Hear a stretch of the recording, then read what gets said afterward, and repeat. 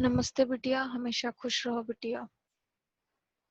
Myself JV'n Dr. ASTHA SIKARWAR, Assistant Professor, Department of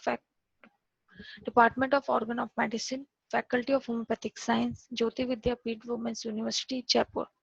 Today's topic is aphorism number 35 to 42. What happens when two dissimilar diseases meet? The law of dissimilar diseases. The creation of a dissimilar disease is the goal of allopathy. Not often is the word cure used anymore, but rather allopathy tries to control the natural chronic disease. Remark that speak here of chronic diseases, not acute.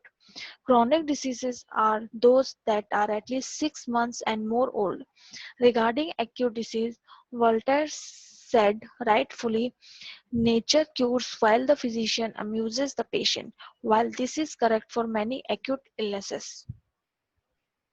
But let's see what happens if we create a dissimilar disease, the goal of allopathic intervention. What happens to the patients presenting natural disease? There are three possibilities.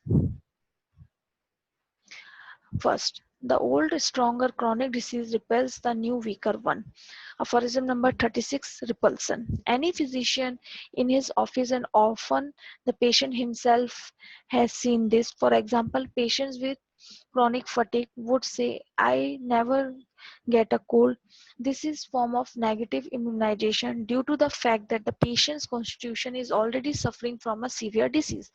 The immune system is already fighting a mighty enemy, and in this state of high alert, a small enemy patrol, a cold has no chance to penetrate the defensive perimeter. So if such patient all of a sudden gets a cold, it is actually often a sign of recovery.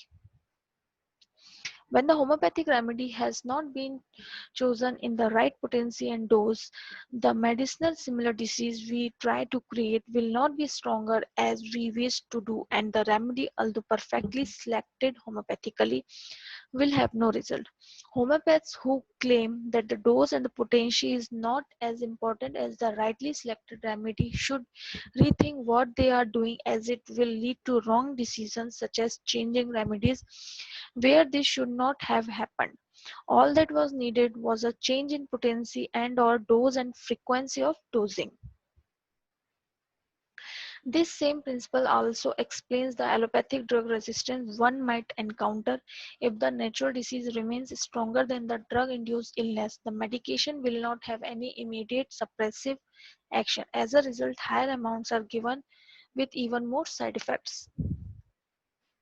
Second, the new disease suspends the old one but does not cure them. Aphorism number 38, suppression.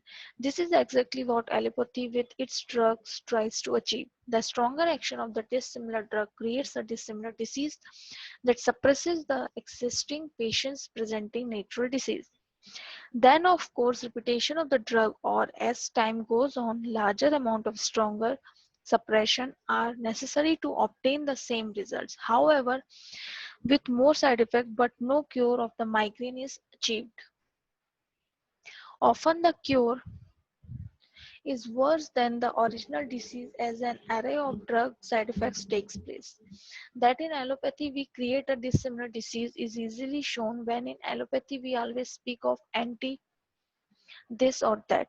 For the diarrhea, we give a anti-diarrhea drug, anti-fever drugs, anti-arthritic drugs, etc. Always the perfect dissimilar drug for the disease, as it is 100% the opposite. This is not same as hormonal replacements like estrogen, insulin for diabetes, etc. So the only thing we achieve that allopathic drugs is suspending the chronic disease, not curing. That's why your doctor always answers on the question, how long do I need to take this drug? For the rest of your life. This tells you right away that allopathy does not have a cure for your disease. When we talk about a new disease suspending the old presenting one, this is also important for the homeopath. Assume you are in treatment for a chronic condition and now you have a very severe cold or a severe emotional trauma. This is a new acute disease and needs an acute intercurrent remedy for that cold or emotional trauma.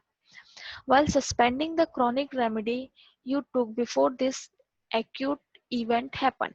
What does the patient see? That most of the arthritis symptoms, as by miracle, disappeared or elevated greatly while they have this flu. This might say my chronic arthritis was much better while I had this flu. But once the flu was cured, the arthritis came back just as much as before. So be aware of those homeopaths who say that they never need an acute or chronic intercurrent. They don't know the first principle of homeopathy and will ruin your case for the future. Third, a complex disease forms. Aphorism number 40.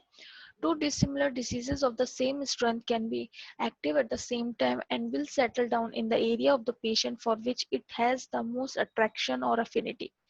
Therefore, complex diseases exist to which the immune system needs to fight two or more diseases simultaneously, a mighty battle.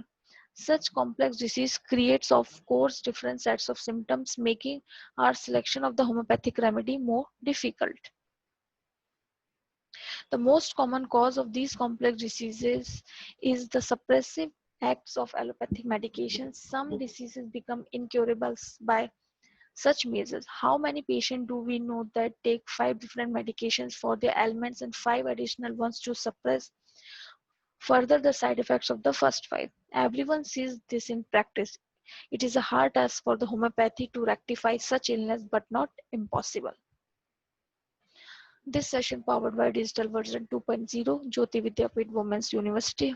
I hope you are satisfied with my digital session. If you have any query, please mention it in comment box. I will resolve it. Thank you.